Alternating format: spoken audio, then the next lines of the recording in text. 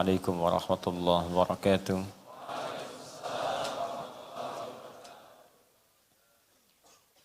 Alhamdulillah. Wassalatu wassalamu ala rasulillah wa ala alihi wa sahbihi wa man walah wa ba'd. Saudara-saudariku, alhamdulillah kita telah menunaikan salat Isya berjamaah waktu Indonesia bagian barat dari Bekasi. Semoga salat kita diterima oleh Allah Subhanahu wa taala. Tadi kami sejenak menerima informasi bahwa insyaallah malam ini ada di antara kerabat kita, saudari kita yang ingin mengikrarkan syahadat dari Kristen kemudian ingin masuk Islam. Ya, sambil menunggu nanti karena beliau perempuan dan perempuan tidak ditampilkan di sini, tapi nanti kita akan pandu untuk syahadatnya dengan izin Allah Subhanahu wa taala. Kita akan teruskan dulu kajian kita sambil nanti menyiapkan saudari kita ini, dan semoga kita diberi kemudahan oleh Allah untuk membahas dan mengamalkan apa yang kita kaji insyaallah. Kita teruskan. Idun artinya kembali ke asal mula. Kembali ke awal sesuatu. Dengan makna yang masih umum. Setiap kembali ke asal mula sesuatu disebut dengan Id namanya. Saya mau mudik, ana a'udu 'idan ila masqat ra'si. Saya akan mudik ke tempat kelahiran saya. Waktunya disebut dengan mi'ad, tempatnya disebut dengan ma'ad. Satu saat kita akan mudik kembali kepada Allah yang awal mula menciptakan kita. Maka disebut waktunya dengan mi'ad, tempatnya disebut dengan ma'ad. Maka hari kiamat disebut dengan ma'ad, waktunya disebut dengan mi'ad. Innallaha la yukhliful mi'ad. Ya, saya tadi katakan Imam Ibnul Qayyim rahimahullah menulis kitab bernama Zadul Ma'ad. Bekal untuk mudik, bekal untuk pulang kepada Allah Subhanahu wa taala. Adha berasal dari kata dhaha yadha. Dhahyan wa dhuhyatan wa udhiyatan. Asal kata ini bermakna sesuatu yang melahirkan ketentraman dan ketenangan. Bisa berbentuk waktunya disebut dengan duha. Karena itu duha, kenapa disebut dengan duha? Karena di waktu ini kita merasakan keadaan tentram dan tenang saat cahaya matahari naik sepenggalah. Ukuran satu tombak itu awal naiknya disebut dengan syuruk. Karena itu awal duha disebut dengan syuruk. Naik sampai kemudian 2 tombak kita rasakan ketentramannya, nikmatnya cahayanya. Bahkan dari sisi kesehatan pun mengandung unsur vitamin yang sangat bagus. Vitamin D di situ didapatkan. Kemudian dari kata ini juga muncul kata udhiyah. Tadi yang belum kita uraikan karena sempat mau saya akhirkan untuk membahas ke hukum kurban. Apa itu udhiyah? Orang Arab menyebut udhiyah ketika menyembelih hewan yang disembelih di waktu duha. Karena itu nanti saat kurban berlangsung, kenapa disebut salah satunya dengan adha? Ingin memberikan pesan pada makna yang kedua dari kata udhiyah. Ini duha sudah kita bahas. Kemudian ada kata udhiyah, menyembelih hewan, udhiyah, yang berlangsung di waktu duha. Jadi kalau nanti pas masuk Idul Adha, hukumnya agak beda dengan Idul Fitri. Idul Adha, kenapa dinamakan dengan adha? Kalau mengambil makna udhiyah ini, di antara maknanya adalah proses penyembelihan hewan yang dilakukan di waktu duha. Di awal penyembelihannya berlangsung di duha. Jadi kalau nanti kita ingin tunaikan sholatnya Idul Adha, maka lakukan lebih awal. Kalau Idul Fitri bisa sedikit diakhirkan. Ya, Idul Adha matahari naik 1 tombak. Idul Fitri 2 tombak. Di Idul Adha saat masuk syuruk, di situ dikerjakan sholat lebih awal. Jadi kalau sekarang syuruk jam 6:03, ya jam 6 paling lambat 6:10, 6:04 sudah sholat. Idul Fitri 6:30 silakan, matahari naik 2 tombak.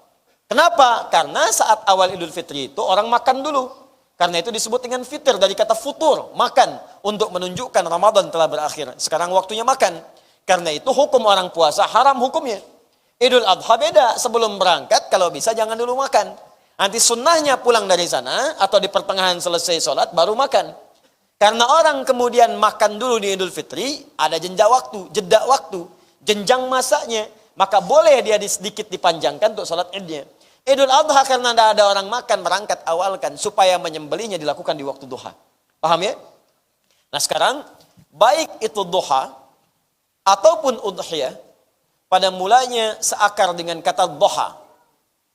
Kalau kita tambahkan hamzah di depannya, yang fungsi hamzah di ilmu saraf, salah satu fungsinya liizalatil makna ala syai'. Liizalatil makna lasiq ma'a syai'. Jadi untuk menghilangkan sebuah makna yang melekat kepada sesuatu. Jadi kalau kita ingin menghilangkan, menggelincirkan yang saya sampaikan sebelum Isya tadi, sesuatu sehingga terlepas dari kita, itu tambahkan hamzah di depannya. Ya hasuna, baik, tambah hamzah ahsan, menghilangkan sesuatu yang tidak baik sehingga muncul yang baik-baiknya saja. Akrama dari kata karomun, karuma itu mulia. Kalau kita ingin hilangkan semua sifat sehingga membuat diri kita mulia, tambahkan hamzah di depannya. Gelincirkan, hilangkan, tenggelamkan sifat-sifat yang tidak mulia sehingga muncul kemuliaannya. Akrama. Paham sampai sini? Nah sekarang dari kata duha, tambahkan hamzah. Saya perbesar hurufnya supaya lebih mudah kelihatannya. Saya naikkan ke atas. Duha. Tambahkan hamzah di depannya. Kalau sudah tambah hamzah, maka huruf dad yang berharakat fathah, pindahkan fathahnya ke depan. Jadi A. Karena dipindah, maka ini tidak punya harakat sukun. Ad-duha. Nah, sekarang perhatikan baik-baik. Ini agak dalam sekali. Duha tambah hamzah, jadi adha. Kalau kita ingin tafsirkan makna ini, menjadi kalimat adha, maka dia tidak akan pernah terlepas dari dua makna yang awal ini. Perhatikan baik-baik. Kalau kita kembalikan tadi kata duha, punya dua makna utama. Duha dengan udhiyah. Udhiyah berarti penyembelihan, duha berarti cahaya yang dirasakan yang melahirkan ketentraman. Enak, nyaman.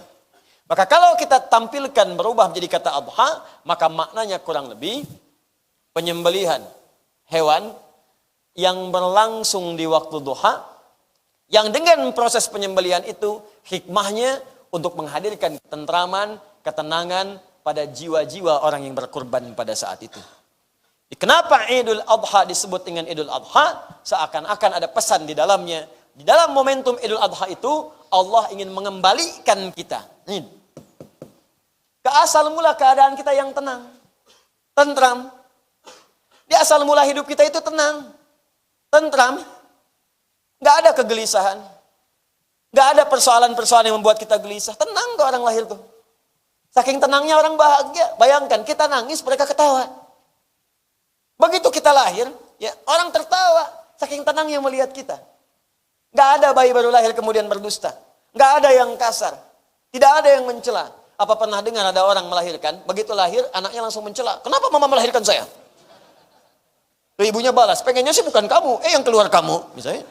Nggak ada. Jadi saking lahirnya itu dalam keadaan yang nyaman, tentram. Manusia itu wujud asalnya fitrahnya tenang. Cenderung pada kebaikan. Makanya ketika berbuat salah, hatinya menolak. Karena fitrahnya itu baik. Tenang fitrahnya. Coba silahkan, ketika lisan berdusta, hati kan menolak. Jangan katakan itu nggak benar. Atau minimal hati Anda mencelaknya, salah itu. Dalam bahasa Arab disebut dengan laum namanya. Kalau terus mencela disebut lawam. Sifatnya tambah dengan tak lawamah. Ada orang nanti di hari kiamat mencela dirinya. Kenapa saya kerjakan itu ya Allah? Kenapa saya kerjakan itu ya Allah? Kenapa ya Allah? Turun Quran surah ke-75.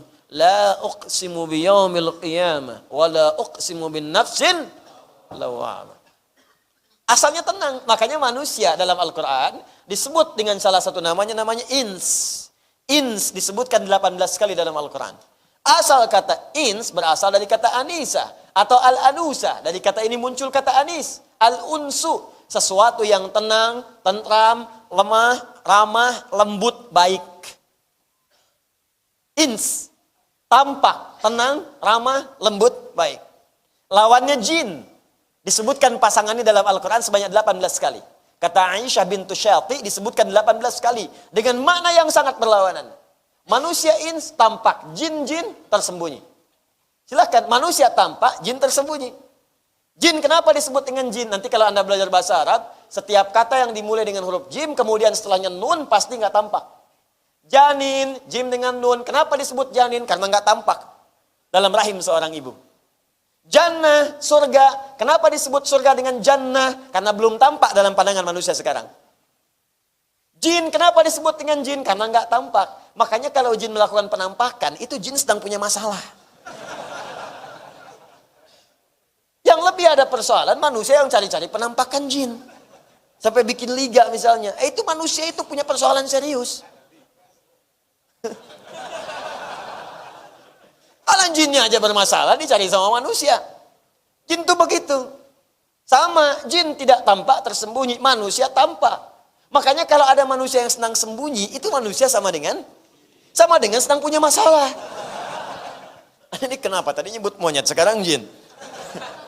Pasti sedang punya masalah. Coba kalau nggak percaya tuh. Mau ketemu Anda, sembunyi-sembunyi. Silahkan cek. Ya, ada pintu depan, dia lewat pintu belakang. Masuk rumah sembunyi-sembunyi. Pasti penghuni rumah itu sedang bermasalah. Masuk masjid sembunyi-sembunyi. Orang enak aja masuk, saf depan, duduk, sholat. Ini masih malu-malu, berarti sedang punya masalah dengan Allah. Silahkan cek. Ibu misalnya suami, buka handphone sembunyi-sembunyi. Sampai kamar mandi, pasti ada punya masalah. Itu semua yang tersembunyi dari yang tampak, pasti sedang punya masalah. Sama jin itu sifatnya kasar. Nggak pernah ada jin yang lembut. Nggak pernah ada. Nggak pernah. Jin ketemu jun, tetap aja nggak ada yang lembut. Tetap kasar sebetulnya. Makanya kalaupun jin melakukan penampakan, atau jin misalnya masuk kepada seseorang, orang kemasukan jin nggak ada yang lembut. Yakin deh. Demi Allah saya katakan, belum pernah ada orang kemasukan jin bersikap lembut. Ustadz Adi Hidayat, mohon izin, saya akan ikut ceramah ya. Sedang kemasukan jin, mustahil. Kalau dia tidak mengacau, dia akan meracau. Kalau tidak mengacau dengan fisiknya, dia akan meracau dengan lisannya. Kemasukan jin. Jin. Tapi manusia tidak, dia lembut. Lembut, kata-katanya halus. Pandangannya baik, sikapnya mulia. Makanya kalau ada manusia yang kasar, pasti ada yang salah dalam hidupnya. Ada yang keliru. Ada yang tidak tepat. Karena manusia itu lembut, makanya di Al-Quran dijaga kelembutan ini, turun ayat-ayat supaya mencegah dia berbuat kasar. Untuk menjaga kelembutannya. Mulia, sifatnya karim. Karim itu sesuatu yang mulia, penuh dengan kebaikan. Buka Quran surah ke-17 ayat 70, paling kanan pertengahan. Walaqad karamna bani Adam. Kami telah titipkan sifat karim kepada anak cucu Adam. Kami telah muliakan semua anak cucu Adam. Makanya dari ujung kepala sampai ujung kaki, manusia itu makhluk mulia. Saking mulianya mata, sampai dijaga. Hanya boleh melihat yang mulia saja. Yang tak mulia, jangan dilihat. Kalau mata kita nggak mulia, nggak mungkin turun ayat yang seperti itu. Silahkan lihat aja. Tapi karena mata ini mulia, Allah nggak berkenan kalau mata dipakai pada yang tidak mulia. Makanya turun ayat, larangan-larangan melihat pada yang buruk. Quran surah ke-24 ayat 30 untuk laki-laki, 31 untuk perempuan. Qul lil mu'minina yaghuddu min absarihim. Katakan pada pria-pria yang masih merasa punya iman, jaga tuh pandangan. Yang tak mulia jangan dilihat. Wa qul lil mu'minati. Katakan pada ibu-ibu, perempuan-perempuan yang merasa punya iman, yaghuddna min absarihinna. Jaga pandangan, yang tak mulia jangan dilihat. Di ibu silahkan lihat, yang mulia-mulia, logam mulia lihat. Hotel mulia, mampir. Yang baik-baik, ya, yang indah-indah, yang Allah benarkan, silakan tatap. Saking mata kita itu mulia betul. Yang nggak bagus jangan dilihat. Lisan, ini lisan kita itu lisan mulia. Makanya dilarang berkata yang tidak mulia. Silahkan turunkan ayatnya. Quran surah 49 ayat 11. Ya ayyuhalladzina amanu, hai orang-orang masih merasa punya iman. Kalau punya iman ya, kalau nggak punya iman terserah. La yashar qaumin qaum, karena lisanmu mulia, jangan digunakan untuk melakukan hal yang tidak mulia. Jangan mencela. Mencela sesuatu yang kotor itu sudah nggak ada kerjaan. Itu sesuatu sudah tercela, ngapain dicela lagi? Mencela sesuatu yang sudah tercela, buang-buang energi. Maaf, layak taba'dukum ba'da, jangan gibah. Gibah itu tercela. Itu lisanmu mulia, jangan dipakai pada yang kotor. Ayuhibbu ahadukum an ya'kula lahma akhihi maitan fakarihtumu? Apa mau makan sesuatu yang bangkai saudaramu, sedangkan kau tidak menyukainya? Itu ancaman yang dahsyat. Jangan berdusta. Wailul lil mukadzibin, karena dusta tidak mulia. Bahkan tangan ini, kata Allah, ketika turun ayat mengatakan, as-sariqu was-sariqatu faqtu aydiyahuma. Surat An-Nur, yang pencuri itu potong aja tangannya. Tangan itu saya ciptakan buat yang mulia, daripada dipakai yang tidak mulia, lebih baik potong aja, kata Allah. Saya nggak mau tangan itu pulang bersaksi tidak mulia, potong aja deh. Saking dijaganya kemuliaan tangan sampai ujung kaki. Itu mulia. Jadi kalau ada orang hidup, dan dari ujung kepala sampai ujung kaki ada yang tidak mulia, dia sedang bergeser dari nilai-nilai kehidupannya. Balikin lagi. Harus kembali, harus balik ke asal mula. Harus balik lagi. Apa yang menyebabkan tidak mulia? Karena ada potensi nafsu dalam dirinya yang tidak bisa dikendalikan. Sedangkan nafsu ciri khasnya mengarahkan pada yang tidak mulia. Dalilnya Quran surah ke-12 ayat ke-53. Wa ma ubarri'u nafsi innan nafsa la'ammaratum bisu. Innan nafsa la'ammaratum bisu. Awas. Kita nggak bisa menganggap diri ini suci karena di dalam diri kita ada nafsu, sedangkan nafsu mengarahkan pada sesuatu yang tidak mulia. Kotor. Ada nafsu nih di jiwa ini. Didorong oleh setan supaya merambat dari nafsu pancaran-pancaran yang tidak mulia. Kalau dari nafsu ini merambat pancaran tidak mulia, itu disebut fujur pancarannya. Misal, dari nafsu ke mata kita, melotot. Ini rambatan sampai ke mata disebut fujur. Kalau sudah keluar melotot disebut su namanya. Jamaknya disebut sayyiat. Ayo tangan, pukul, dus. Begitu merambat dari nafsu ke tangan kan diperintahkan sepersekian detik. Pukul aja. Pernah nggak dalam suasana marah tiba-tiba hati kita ada yang mengatakan pukul aja. Ada perasaan begitu? Itu nafsu. Makanya ketika memukul, rambatannya disebut fujur namanya, fujur. Begitu mukul, su keluar. Kalau berkali-kali sayyiat. Sayyiat jamak dari kata su. Awas hati-hati. Allah nggak pengen itu terjadi. Siapa yang melakukan itu? Balik. Cara baliknya disebut taubat. Makanya ketika Allah menurunkan kata taubat, muncul kata su dan sayyiatnya. Quran surah keempat ayat 17 sampai 18. Innamat taubatu 'alallahi lilladzina ya'maluna su'an bijahalatin tsumma yatubuna min qarib.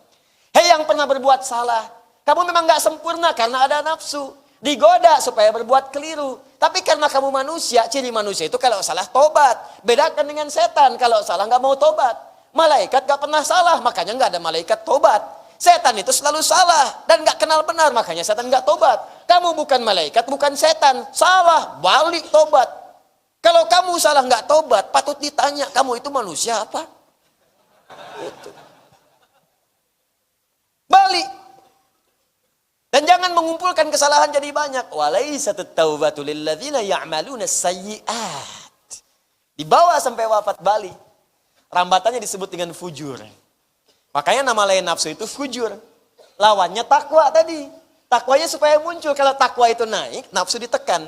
Makanya takwa disebutkan 115 kali dalam Al-Quran. Nafsu disebutkan 115 kali. Yang mendorong takwa malaikat disebutkan 88 kali. Yang dorong-dorong nafsu, setan disebutkan 88 kali.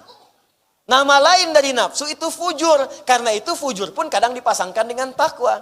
Quran surah 91 ayat 7 sampai 10. Wa nafsi wa ma sawwaha. Nafas wa nafsi wa ma sawwaha. Dan demi jiwa yang diciptakan dengan sempurna. Fa alhamaha fujuraha wa taqwaha. Qad aflaha man zakkaha wa qad khaba man. Kata Allah, jiwa ini sempurna. Tapi ingat di balik kesempurnaan itu ada fujur, ada takwa. Asalnya kata Allah, yang fujur itu saya jadikan bukan untuk membuat manusia menjadi salah, bukan. Tapi untuk melatih supaya takwanya muncul.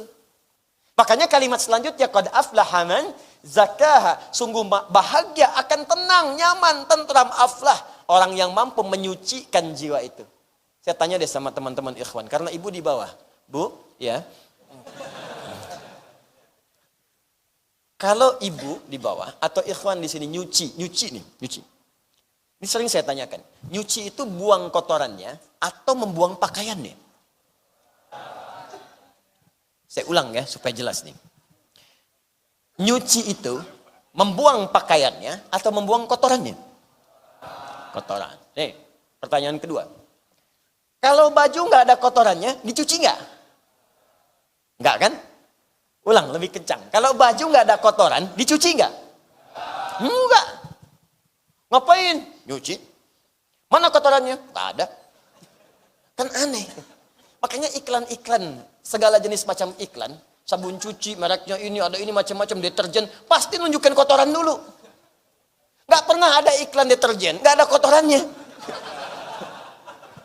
Ada iklan deterjen, kotorannya nggak ada. Ditanya sama pemirsa, kok nggak ada kotoran? Begini, jangankan kotoran yang zahir, kotoran gaib pun bisa hilang. Nggak bisa. Pasti nampak dulu.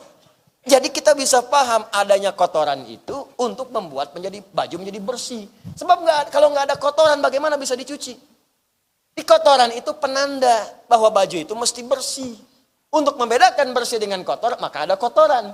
Di kotoran diciptakan bukan ingin membuat baju menjadi kotor, tapi supaya bersihnya muncul. Sebab kalau nggak ada kotoran, nggak kelihatan mana bersih, mana kotor. Paham nggak? Abdul? Mana Abdul? Paham? Ini emang agak dalam, Dul. Seperti mengungkapkan perasaan cinta, memang dalam. Tapi harus dipahami. Jadi kalau nggak ketahuan itu ada yang kotor, mustahil bisa dicuci. Di kotoran Allah ciptakan bukan ingin membuat pakaian jadi kotor, tapi supaya bersih itu nampak. Sama persis, fujur itu marah fujur.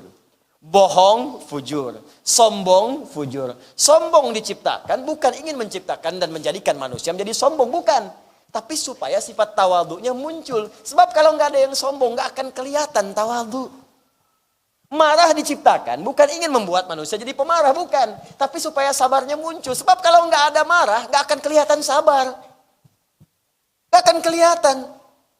Coba nggak ada angin, nggak ada hujan, nggak ada petir, nggak mati lampu juga, tiba-tiba marah.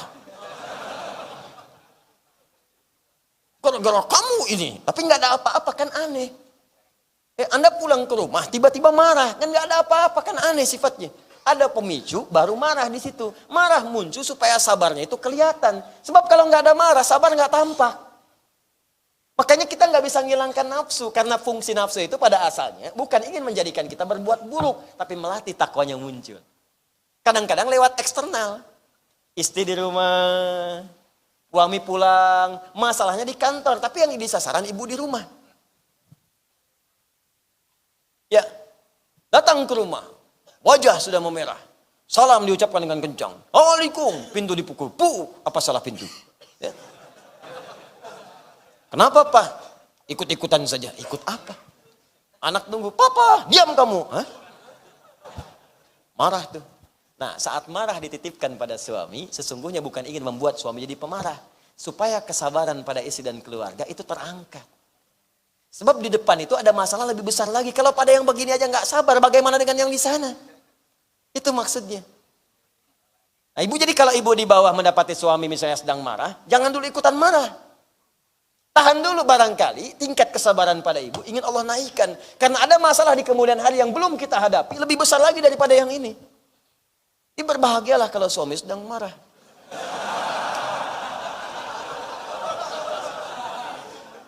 Artinya kesabaran istri itu sedang diuji. Kalau satu marah yang satu mencela, ya susah.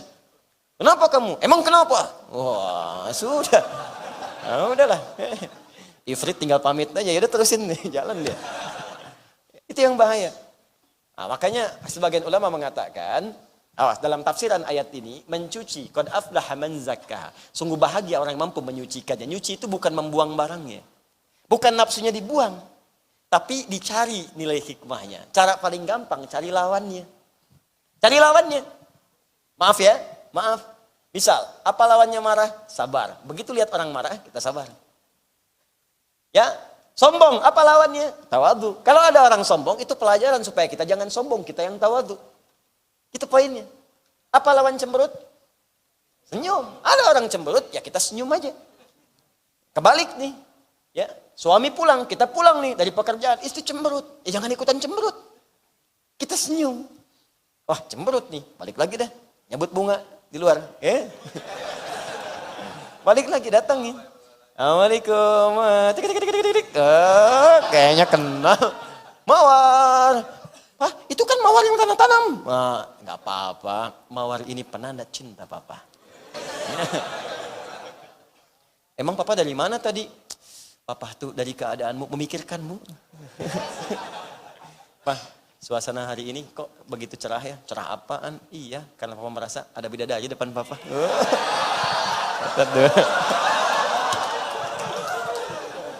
Cair dikit-dikit tuh. Nah ini sih cemberut, suami marah. Kamu kenapa? Emang kenapa? Sudah lah. Cuman itu mudah diucapkan, tak semudah dipraktekkan. Saya sering katakan ustadz pun sama. Makanya jarang ada ustadz ceramah bawa istrinya. Ya, aman. Tapi memang kadang pengaruh lingkungan banyak membuat kita itu tidak sadar dengan situasi demikian. Sehingga nafsu lebih dominan. Kalau sudah dominan, sulit dipisahkan dengan hewan. Karena hewan ini memang diciptakan dengan nafsu saja. Dia nggak punya takwa. Makanya kalau hewan berbuat salah, kita nggak usah mencela, nggak ada kerjaan. Dan nggak usah usil ngisengin hewan. Dia mah memang diciptakan dari nafsu, nggak mikir. Coba Anda lihat misalnya. Di Bekasi ini ada kuda, ada delman, ada kucing. Keliling komplek PTM nggak pakai celana, nggak ada malu dia. Gak percaya silakan lewat, ada kuda delman lewat, gak pakai celana, depan Anda ketawa, hihihi, biasa aja. Dia mah santai aja. Ya, Anda ngepel, ibu ngepel di bawah bu, ya, ngepel, ya, ngepel dah beres, tuntas selesai, datang hewan ayam, buang kotoran depan ibu lagi yang baru ngepel tuh. Ya, udah gitu kukuruyuk, ketawa, ayam ketawa sekarang, ya pergi dah, nggak usah dimarahin. Kalau ibu marah, nggak ada kerjaan. Memang hewan tuh nggak punya pakar takwa di bidangnya. Dan dia nggak punya nilai toleransi. Nggak usah dicela. Apa lu nggak toleran? Baru gua beresin misalnya kan? Nggak bisa. Nggak mampu hewan. Nggak mampu. Makanya kumpulan sifat keburukan tuh nafsu kumpul di hewan semua. Nah kadang-kadang manusia ini tak terkendali, mirip-mirip hewan dalam sifat nafsunya. Punya hati tertutup. Punya mata kadang-kadang sama kayak hewan. Punya mulut juga begitu. Mulut rakus. Hewan kerbau serakus-rakusnya rumput dimakan. Manusia kalau udah rakus aspal dimakan. Jalan, aspal, pipa, ya, semua tuh. Batu bara dimakan hutan. Manusia tuh. Ya. Anjing segalak-galaknya menggonggong. Manusia lebih dahsyat daripada itu. Anjing ngigit, manusia belum lahir dari eksekusi. Tuh manusia sekarang. Kenal Firaun ya? Ayo bilang kenal. Dul. Tuh Firaun manusia paling buruk tuh. Dikecam oleh Al-Quran. Tapi Firaun namanya Firaunnya. Firaunnya tuh. Tuh dolim nih. Firaunnya itu kalau mengeksekusi nunggu dulu lahiran. Algojo disiapkan. Satu mantau siapa yang lahir. Yang kedua siapin alat. Begitu lahir eksekusi kalau laki-laki. Coba buka baca Quran surah kedua ayat 49. Paling kiri sebelah atas. Ya wa idz najjaynakum min ali fir'auna yasumunakum su'al adzab. Disebutkan. Su'al adzab. Kalau ada hukuman yang paling buruk, nih yang terburuk nih. Azab itu siksaan. Kalau ada yang paling buruk nih, paling jelek nih. Yudzabbihuna abna'akum wa yastahyuna nisa'akum. Ditungguin ibu-ibu mau lahiran kata Al-Quran. Begitu lahir perempuan, bebas, boleh. Kalau laki-laki, eksekusi. Zabah itu jatuhkan, sembelih. Jatuhkan, golok berkali-kali di hadapan ibu yang baru melahirkannya. Ya. Tapi Fir'aunnya, nunggu lahiran dulu. Manusia sekarang belum lahir dari eksekusi. Apa? Kamu hamil, gugurkan saja. Aborsi. Allahu Akbar. Jadi kalau Fir'aun saja disebut manusia paling kejam, lantas manusia sekarang disebut apa? Fir'aun kuadrat. Apa itu? Ini masa-masa ini balik gitu ke masa-masa lalu. Ada yang salah di dalam manusia. Ada yang keliru. Lu Abu Jahal, sekarang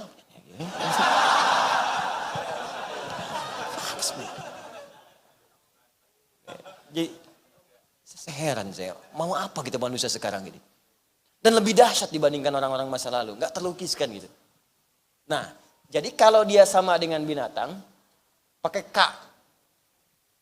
Misal saja ya, fulanun kal khayli, orang itu kayak kuda liar. Fulanun misalnya kal khimari. Orang itu kayak keledai, susah dinasehatin. Tapi kalau lebih daripada itu, adal. Lebih daripada itu. Bal huwa adhal. Tapi dia lebih daripada keledai.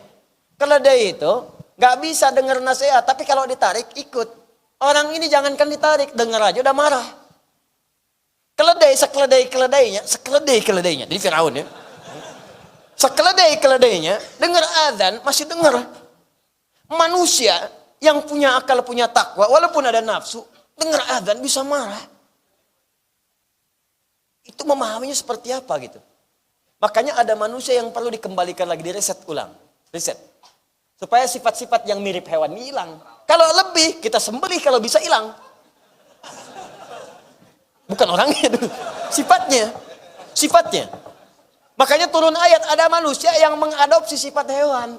Nafsunya itu nggak bisa terkontrol, saking nggak bisa dikontrol, mirip bahkan lebih. Turun Quran surah ke-7, ayat 179. Awas. Pertama ancaman. Walaqad dzara'na li jahannam katsiran minal jinni wal ins. Hati-hati, siap-siap. Kami telah siapkan bahan bakar neraka. Bahan bakar neraka jahannam, bukan neraka biasa, jahannam. Siapa bahan bakar neraka jahannam itu? Kalangan manusia yang tidak bisa menjaga nilai kemanusiaannya, sama dengan hewan atau bahkan lebih. Jadi kalau ada yang seperti itu, sayangi mereka, doakan, balikan lagi seperti semula. Siapa ciri-cirinya? Lahum qulubun la yafqahuna biha.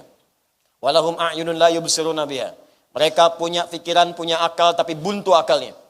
Buntu, rakus-rakusnya. Monyet semonyet-monyetnya. Kasih kacang, ambil tangan. Kasih lagi, ambil kiri. Datang yang lain, usir. Tapi di area itu saja. Manusia semanusia-manusianya kok bisa lebih daripada monyet? Datang daerah orang, infansi. Yang punya rumah, suruh keluar. Gak mau, tembak. Bom, hancurkan. Ambil areanya. Lebih rakus daripada monyet. Pernah ada yang dikutuk jadi monyet untuk menunjukkan jangan seperti monyet. Yang sekarang lebih daripada monyet. Ambil, rakus, tembak, bom, bunuh. Gak peduli. Paling-paling cuma demo dikit habis itu bubar. Garis lagi, tangkap lagi, hancurkan lagi, penjara lagi, bunuh lagi. Manusia. Sekarang nampak. Coba lihat. Hewan serakus-rakusnya, macan segalak-galaknya, apa pernah mengeksekusi kemudian anaknya? Orang sekarang bisa mengorbankan keluarganya untuk mendapatkan jabatan dunia yang tidak seberapa. Ya. Macan semacan-macannya. Macan semacan-macannya. Singa sesinga-singanya. Apa pernah meniduri anak singanya? Sekarang bisa bapak meniduri anaknya. Kakak meniduri adiknya. Allahu Akbar. Ini lebih daripada binatang. Ada yang salah.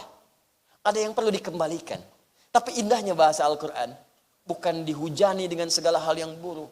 Bukan dieksekusi. Balikin dia, doain lagi supaya balik lagi. Jangan sampai pulang jadi bahan bakar neraka jahanam. Tobat. Balik, ayo balik. Itu indahnya Al-Quran itu.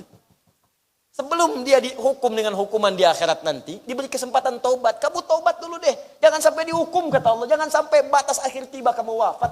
Jadi status pendosa. Pulang balik. Walahum. Ingat baik-baik kalimatnya. Adhanun la yasma'una biha. Punya telinga gak bisa dengar. Ulaika kal an'am. Mereka mirip binatang ternak. Balhum adhal. Bahkan lebih daripada itu. Nah ini dia. Maka kesimpulannya. Tahan sebentar. Kesimpulannya, kalau ada manusia yang dominan sifat nafsunya, sama dengan binatang, atau lebih daripada binatang, maka kita mesti bantu untuk mengendalikan sifat itu, sembelih sifat itu. Balikin lagi, supaya tenang lagi, benar lagi, reset, kembalikan ke awal, yakin kita akan pulang, yakin kita akan wafat. Jangan sampai wafat di bawah status hewan, rugi. Jangan sampai wafat di bawah status hewan, rugi. Jangan sampai wafat di bawah status hewan, rugi. Anjing seanjing-anjingnya dianggap najis dengan segala rupa. Tapi ingat, ada anjing yang punya jasa sangat besar sampai diabadikan dalam Al-Quran. Anjing yang sahibul kahf itu.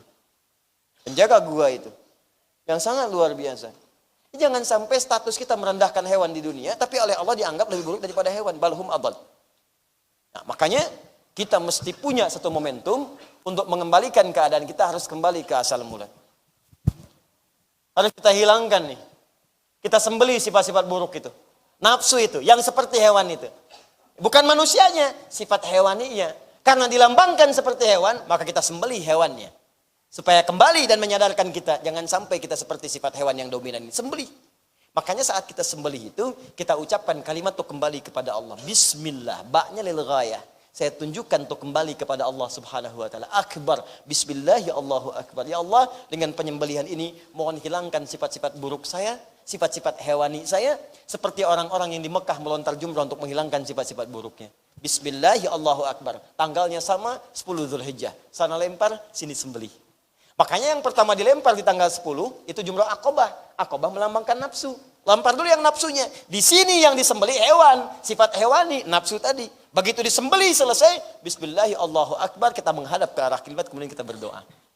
Karena itu disebut dengan adha, mengambil makna udhiyah, menyembelih hewan di waktu duha untuk menghilangkan sifat-sifat hewan yang melekat pada diri kita sehingga lahir sifat ketenangan dan ketentraman dalam diri kita. Makanya orang-orang yang selesai dia Idul Adha-nya, penyembelihannya menjadi lebih dekat hubungannya dengan Allah. Sesuatu yang dekat disebut dengan qoribun. Kalau makin dekat, tambah alif dan nun di akhirnya untuk menunjukkan makna superlatif. Maka berubah makna menjadi kurbanun. Kurban. Dari kata koruba artinya dekat. Kalau pengen tambah sangat dekat, banyak kedekatannya, rumusnya dalam bahasa Arab tambah alif dan nun di ujungnya. Ghafara, mengampuni, ampunan. Ghufran, yang banyak ampunannya. Hasuna, baik sifat. Ahsana, ihsan, yang banyak sifat-sifat kebaikannya. Ya koruba, dekat. Kurban, yang banyak sifat kedekatannya. Makin dekat dengan Allah Subhanahu wa ta'ala. Makanya kalau selesai Idul Adha, orang-orang yang nyembelih itu, ciri pertama diterima sembelihannya dengan baik. Apa itu? Ketika dirinya mampu lebih dekat dengan Allah Subhanahu wa ta'ala. Jadi begitu selesai, ke masjidnya dia lebih rajin. Sifatnya lebih baik. Ini sifat hewaninya itu udah berkurang. Bahkan menipis. Jadi jangan sampai Anda berkorban, hanya sekedar berkorban. Hewannya yang dikorbankan, Andanya nggak ada apa-apanya. Sapi dari Bapak, beratnya 1 ton 2 kintal. Sembelih hasil korupsi. Apa ini banggakan? Kasihan hewannya. Ya, karena itu Masya Allah, orang-orang ikhlas itu kalau kurban, dari hewan itu kelihatan. Tenang tuh hewan tuh, lembut, pasrah, gitu kan. Walaupun tidak semua harus jadi ukuran seperti itu. Tidak semua jadi ukuran. Bisa jadi tafsiran tuh bisa banyak. Hewan yang ngamuk-ngamuk, ini tandanya nafsunya banyak, ya kan. Juga. Jangan ada kirata lah, kira-kira nyata. Ilmu seperti itu dihilangkan aja. Ya. Sebelum kita lanjutkan sejenak, ini malam agak spesial, karena ini mohon sabar sedikit ya. Karena kita pekan depan akan libur. Ya, jadi saya sempurnakan sebentar, 8:30 mungkin kita selesai. Ya kalau mau sampai jam 1 silahkan, saya 8:30 selesai gitu. Di pekan depan kita akan libur nanti. Kalau mau datang silahkan, cuman saya nggak ada, ya nggak ada kajian. Nanti karena kita ada kurban, nanti saya ini baru mukadimah nih, kan baru Idul Adha untuk mendapatkan ini. Bagaimana caranya? Belum kurban ya. Ya hewannya mana yang dicari? Hewan seperti apa yang mau disembelih? Bagaimana syaratnya? Kalau saya sudah dapat hewan sekarang, tiba-tiba nggak memenuhi kualitas, seperti apa cara menyelesaikannya? Kemudian kalau saya sudah siap hewannya, bagaimana cara Allah mengampuni dosa saya? Ini makanya saya bawakan hadis Muslim, lengkap dengan kitabnya, plus rangkumannya. Sebelum itu, kita menuju dulu kepada saudari kita, yang saya mendapatkan memo, beliau sudah bersiap untuk masuk. Ya, kami mendapatkan informasi bahwa beliau juga sudah belajar lama tentang Islam. Dan insya Allah malam ini akan bersyahadat. Saya coba sapa sebentar. Mbak Asyira Yuliana Obni Otemusu. Awali. Di alam gaib ini, bukan?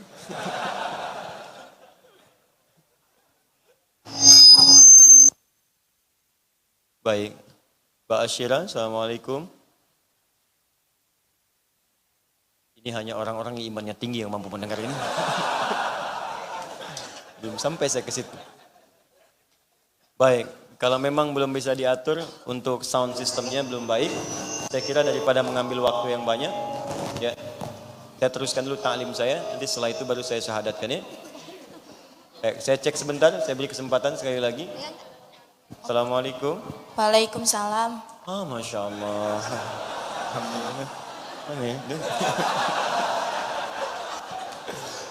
Baik, alhamdulillah. Namanya Mbak Asyira, betul? Betul. Baik. Asyira Yuliana Obni Otemusu ya. Baik. Mbak Asyira sudah yakin mau masuk Islam malam ini? Insya Allah yakin. Masya Allah ya. Ini kayaknya sudah muslim ya sudah. Ini saya yakin sudah belajar ini. Kalimatnya sudah fasih, sudah baik. Saya bacakan sejenak ya, mohon izin. Kalau nanti keliru, tolong diinstruksi saja ya. Saya bacakan dulu supaya saya tidak salah mengislamkan.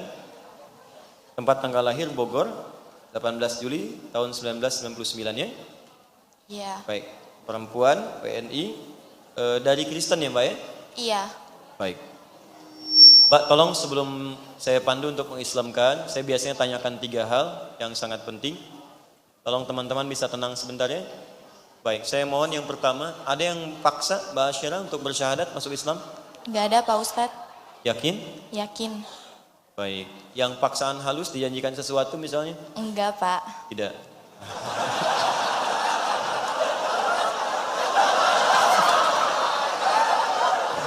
Baik. Alhamdulillah. Baik. Alhamdulillah. Ini penting saya tanyakan karena memang dalam Islam tidak boleh ada paksaan supaya nanti kalau ada sesuatu di kemudian hari terutama Allah menanyakan maka kita bisa memberi kesaksian dengan jalan yang benar insyaallah. Baik, yang kedua mohon izin Mbak Asyira, orang tua masih ada? Ada Pak dua-duanya.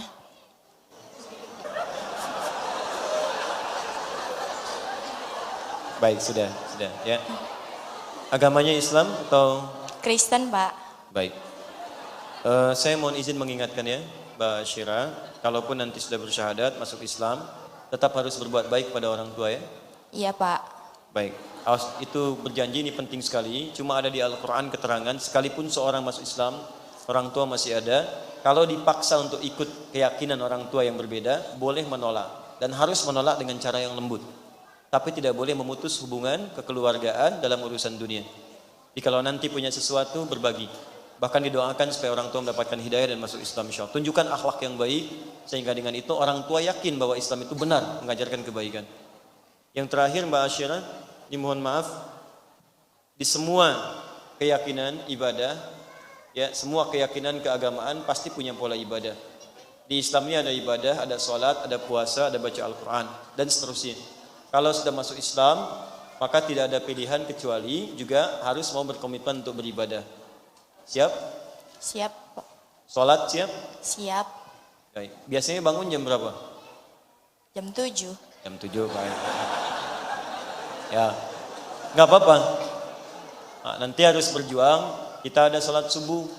Sekarang jam 4.43. Berarti nanti jam 4:30 harus sudah bangun. Siap? Siap Pak. Yakin? Yakin. Baik. Ya sudah ya.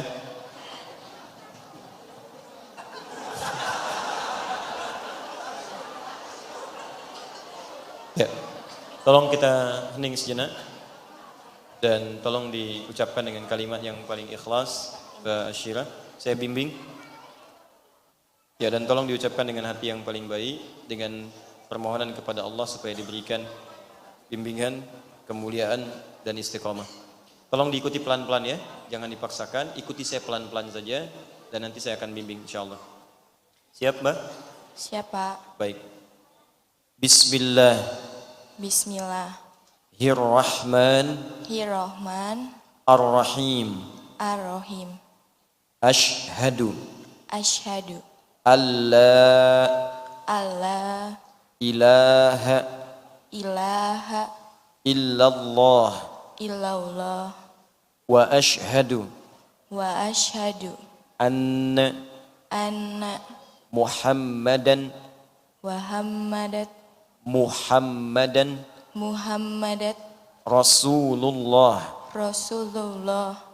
Saya bersaksi Saya bersaksi dengan sesungguhnya bahwa bahwa tidak ada Tuhan tiada Tuhan yang layak yang layak untuk disembah untuk disembah dan dan diibadahi kecuali hanya hanya Allah Allah dan dan saya bersaksi saya bersaksi dengan sesungguhnya dengan sesungguhnya bahwa bahwa Nabi Muhammad Nabi Muhammad adalah adalah utusan Allah utusan Allah yang terakhir. yang terakhir. Alhamdulillahi Rabbil Alamin, Rahmanir Rahim, Maliki Yawmiddin, Iyyaka na'budu wa iyyaka nasta'in, Shiratal mustaqim, Shiratal ladzina an'amta 'alaihim ghairil maghdubi 'alaihim waladdallin. Allahumma ya arhamar rahimin taqabbal min ukhtina Asyira Yuliana Abdi Atimasu Islamaha ya arhamar rahimin taqabbal minha syahadataha taqabbal minha jami'a 'amaliha as-salih wa kaffir 'anha sayyi'atiha wa ighfir laha dhunubaha. Ya Allah, anugerahkan penerimaan terbaik dari keislaman saudari kami Asyira Yuliana Abdi Atimasu. Anugerahkan penerimaan terbaik dari syahadatnya, bimbing dia dalam keislamannya dan jadikan istiqamah dalam keislaman yang lebih baik. Allahumma hdi ya Allah aidataha wahdi walidayha ya Allah liyaslamu liyuslimu liyahtadu ilal Islam. Ya Allah, anugerahkan bimbingan hidayah kepada kedua orang tuanya dan keluarganya agar memeluk Islam. Berikan hidayah ya Allah pada kedua orang tuanya, pada keluarganya untuk bisa memeluk Islam. Berikan hidayah kepada kedua orang tuanya ya Allah pada keluarganya untuk bisa memeluk Islam. Kumpulkan mereka di akhirat sebagaimana Kau kumpulkan di dunia ya Arhamar Rahimin. Allahumma alhiqna ma'ahum ya Allah fi jannatika an-na'im ma'al ladzina an'amta 'alaihim minan nabiyyin was-siddiqin wasyuhada'i was-salihin wa hasuna ulaika rafiqa. Sallallahu ala rasulika al-karim nabiyyika al-amin sayyidina Muhammadin wa ala alihi wa sahbihi wa ummati ila yaumiddin. Wa akhiru da'wana alhamdulillahi rabbil alamin.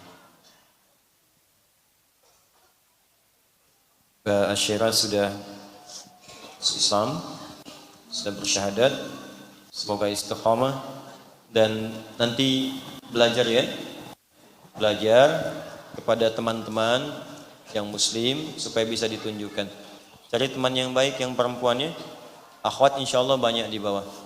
Jangan cari Abdul laki-laki di atas. Cari akhwat ya di bawah yang baik, bisa mengajarkan salat, hukum-hukum dan insyaallah mudah-mudahan dijaga sampai dengan kembali kepada Allah dalam kebaikan. Baik. Baik, terima kasih Asyira. Saya mohon izin meneruskan kajiannya. Iya Pak, makasih. Baik, sama-sama. Bismillah. Idul Adha adalah proses bagi setiap manusia untuk merenung sampai dengan setiap tahun berapa banyak ia dikendalikan oleh nafsunya. Lisan yang dikendalikan oleh nafsu, pandangan yang dikendalikan oleh nafsu, sampai ujung kaki yang dikendalikan oleh nafsu. Semua itu harus kita bersihkan. Kita harus kembali kepada asal mula fitrah kita untuk mendapatkan ketenangan, ketentraman di sisi Allah Subhanahu wa taala. Karena itulah setiap tahun bagi orang-orang yang beriman, Allah berikan melalui lisan Nabi Muhammad sallallahu alaihi wasallam petunjuk untuk bisa mengoreksi diri, mengenali dirinya. Bagi yang mampu menyembelih, maka dia menyembelih. Yang tak mampu, maka muncul syariat menunaikan ibadah puasa seperti orang-orang haji berwukuf di saat itu untuk mengoreksi diri. Tanggalnya tanggal 9. Insyaallah lusa hari Sabtu bertepatan dengan tanggal itu disebutkan kalau mampu mengerjakannya, berevaluasi diri, maka Allah akan berkenan menggugurkan dosa-dosa kita, maka sifat-sifat hewani dari nafsu akan langsung dihilangkan oleh Allah dan kembali kita dalam keadaan yang baik. Waktunya disebut dengan tanggal 9 Dzulhijjah. Ada ibadah siamnya bersamaan dengan orang wukuf di Arafah, maka disebut dengan siam Arafah atau puasa Arafah. Hadis yang berbunyi, bima ma'na siyamu yaumi Arafata anni ahtasibu 'ala Allahi ay yukaffira sanati allati qablahu wa sanati allati ba'dahu. Puasa Arafah itu kalau dikerjakan dengan benar kata Nabi akan menggugurkan, menghilangkan, menghapuskan dosa-dosa manusia setahun ke belakang dan menjaga, perhatikan terjemahannya, menjaga orang itu agar tidak berbuat dosa di setahun yang akan datang lagi. Jadi kalau tiap tahun ketemu Arafah, maka tiap tahun dia bersih. Bersih. Jangan salah menerjemahkan ya, karena ada yang menerjemahkan begini, diampuni dosa setahun yang lalu, setahun yang akan datang. Ketika orang menyimpulkan setahun yang akan datang sudah diampuni dosanya, setahun yang akan datang diampuni dosa, ada yang salah menyimpulkan. Konslet pemikirannya sampai mengatakan karena diampuni dosa, ya udah bebas berbuat dosa, nggak ada masalah. Kalisan orang ngumpulin catatan, dia ngumpulin sendal. Lah, woi ngapain woi? Diampuni dosa setahun ke depan, bebas. Ya, salah.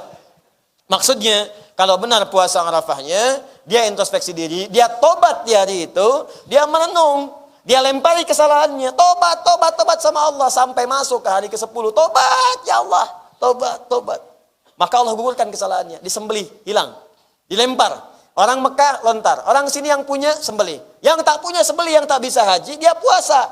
Saat puasa tobat, maka sifatnya hilang jeleknya, muncul baiknya. Dapat mabrur dia. Nah, itu. Makanya begitu masuk kemudian tanggal 10, dia bertakbir, menunjukkan dia dapat hidayah. Kan ciri takbir itu dapat hidayah. Orang dapat hidayah jadi baik. Maka muncul kalimat di Quran surah kedua ayat 185. Ya.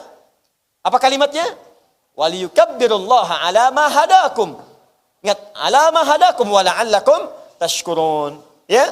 Walitukabbirullaha, supaya saat hari Id engkau bertakbir banyak. Allahu akbar, Allahu akbar, Allahu akbar. Kenapa engkau bertakbir? Ala ma hadakum, kau dapat hidayah. Orang dapat hidayah, imannya menguat. Orang iman menguat, dapat beramal soleh. Orang beramal soleh, tandanya jadi orang baik. Makanya ketika puasa selesai, koreksi diri, tobat dari kesalahan, jadi baik. Salahnya hilang, solehnya muncul. Begitu solehnya muncul, maghrib takbir, Allahu Akbar, Allahu Akbar, Allahu Akbar. Ada yang keliling-keliling, saking bahagianya. Disebut takbir keliling. Ya, ada yang di masjid, Allahu Akbar, Allahu Akbar. Jadi bukan cuma sekedar di lisan. Kalau cuma di lisan, jangankan Anda ajarin burung beo takbir-takbir. Jangankan Anda, kaset bisa. Kaset. Pakai mobil muter. Bekasi, muter Jakarta, takbiran, yang takbiran kaset. Allahu Akbar, Allahu Akbar, Allahu Akbar. Makanya yang masuk surga, Sony. Musika studio. Ya. Itu. Kita lain. Takbir, takbir, takbir. Karena tadi bahagia kita takbir. Senangnya karena apa? Bukan karena malam takbiran. Senangnya karena dosa kita diampuni oleh Allah Subhanahu wa Ta'ala. Tinggal nanti lusanya dibuktikan. Benar nggak diampuni? Jangan berbuat maksiat lagi. Karena terjaga setahun ke depan dari perbuatan maksiat. Makanya orang haji yang punya uang pulang, bebas dosa. Yang korban nyembeli, hilang sifat hewani. Yang nggak bisa korban, nggak bisa haji, puasa, bebas dosa juga. Setara nilainya. Fabi ayyi ala'i rabbikuma tukadziban. Jadi mau nyalahkan Allah seperti apa lagi? Semua caranya ada. Yang nggak punya uang untuk beli kambing, udah puasa. Hilangkan sifat-sifat kambing dengan puasa. Yang nggak bisa haji punya sembeli, sembeli. Yang bisa haji, lakukan di sana. Selesai. Semua setara di sisi Allah. Indah, nikmat. Lan tanalul birra hatta tunfiqu mimma tuhibbun. Senang sawah, jual sawah, haji. Senang uang, nggak punya sawah, uang tukar dengan kambing.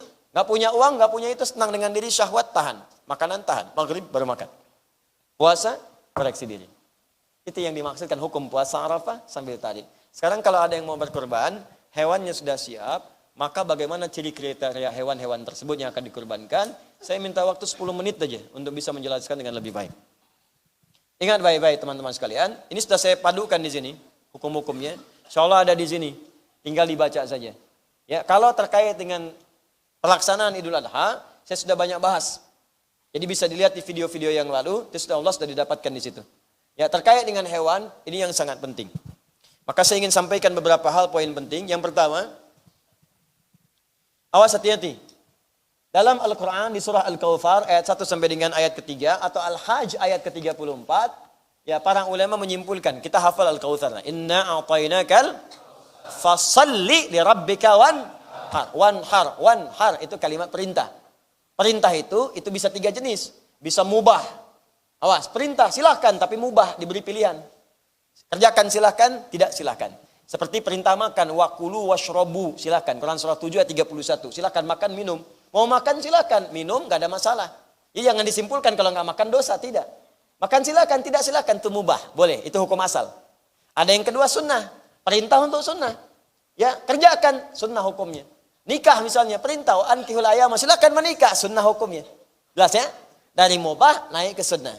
Ada yang sifatnya wajib, kerjakan seperti sholat, fardu. Ya aqimis sholata liduluki syamsi ila ghasaqil laili wa qur'an al-fajri. Tunaikan sholat 5 waktu, fardu hukumnya wajib.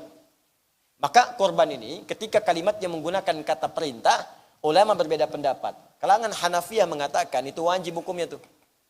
Wajib kurban kalau sudah dia memiliki kesanggupan untuk kurban. Jadi kalau dalam mazhab Hanafi, kalau ada orang sudah sanggup dia berkurban, sengaja tidak berkurban, maka itu hukumnya dosa. Apa sandarannya? Termasuk hadis Nabi sallallahu alaihi wasallam, riwayat sahabat Abu Hurairah, Ibnu Majah nomor hadis 3123. Di buku saya halaman 34. Perhatikan, an Abi Hurairah, ya, an Abi Abdurrahman ibn Sahar, dari Abdurrahman bin Sahar. An Abdurrahman ibnu Sahar, Abu Hurairah radhiyallahu taala anhu, anin Nabi sallallahu alaihi wasallam qala. Hadis riwayat Nabi sallallahu alaihi wasallam, beliau menyampaikan, lihat kalimatnya. Man kana lahu sa'atun wa lam yudhi fala yaqrabanna musallana. Fala yaqrabanna pakai nun taukid, musallana. Awas, hati-hati. Siapa yang punya keluasan harta, punya kemampuan berkorban, tapi dia tidak mengerjakannya, maka kata Nabi, jangan dekat-dekat tempat sholat kami. Dan pakai nun taukid untuk menguatkan, kencang, tegurannya keras. Hei, mampu berkorban, datang ke pesta weekend tiap malam, tiap hari, makan minum enak di restoran paling mahal, berangkatnya ke tempat paling bagus, hotelnya semalam 48 juta, nginepnya luar biasa, kurban gak mampu. Woi, uang dibakar-bakar tiap hari, dikumpulin 4 juta setahun, kurban 2 juta gak mampu. Rokok mampu, kurban gak mampu. Kenapa nggak Anda kumpulkan tahun ini? Saya berhenti merokok dulu. Kenapa, Pak? Papa mau kumpulkan buat kurban. Malu sama Allah. Ngisap asap, duit hilang. Mudah-mudahan lah kali ini asapnya bisa dibakar, aromanya harum sampai ke surga. Kumpulin. Ternyata begitu dikumpulkan setahun, dapat 2 kambing. Masya Allah. Alhamdulillah ya Allah, Kau berikan aku hidayah, mengganti rokok dengan kurban. Masya Allah. Balik. Kalau nggak percaya coba deh, setiap kebiasaan Anda merokok, kumpulkan ganti dengan uang kurban. Jadi setahun begitu jadi kurbannya bisa nangis Anda. Ya Allah. Masya Allah.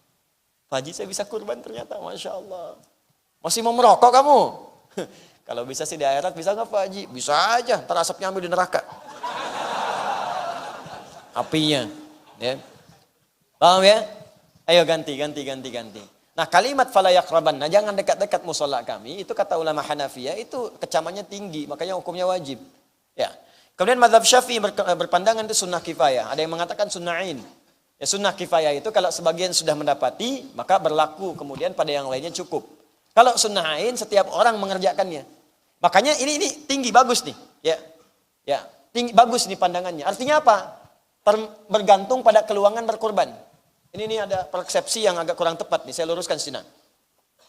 Kalau Anda punya kemampuan untuk setiap orang berkorban di keluarga, itu boleh silakan. Sunnah ain pada setiap diri melekat. Misal, di rumah Anda ada 5 orang. Istri, suami, 3 orang anak. Oke? Misalnya mau kurban satu-satu. Setiap satu orang sapi misalnya. Ya, sapi. 5 orang. Boleh. Silahkan. Atau kambing boleh, domba boleh. Satu, silahkan. Boleh. Kalau mampu. Ustadz, saya mampunya cuma 1 kambing. Punya uang cuma 2,5 juta Ustadz. Terus saya kumpulin, dapat 2,5 juta. Saya nggak mampu kalau setiap satu semua. Akhirnya saya gilir aja. Tahun ini suami dulu. Tahun depan baru saya. Tahun depan lagi anak saya. Pertanyaan saya, Bu, apa mungkin tahun depan suami ibu hidup? Apa mungkin anak ibu masih hidup? Maka ganti dengan rumus kedua. Apa rumus keduanya? Korban 1 hewan di atas namakan keseluruhannya. Boleh. Boleh ya.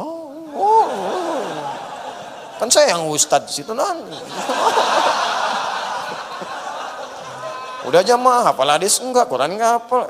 Nawar lagi. Boleh. Bukan boleh, tapi memang diajarkan.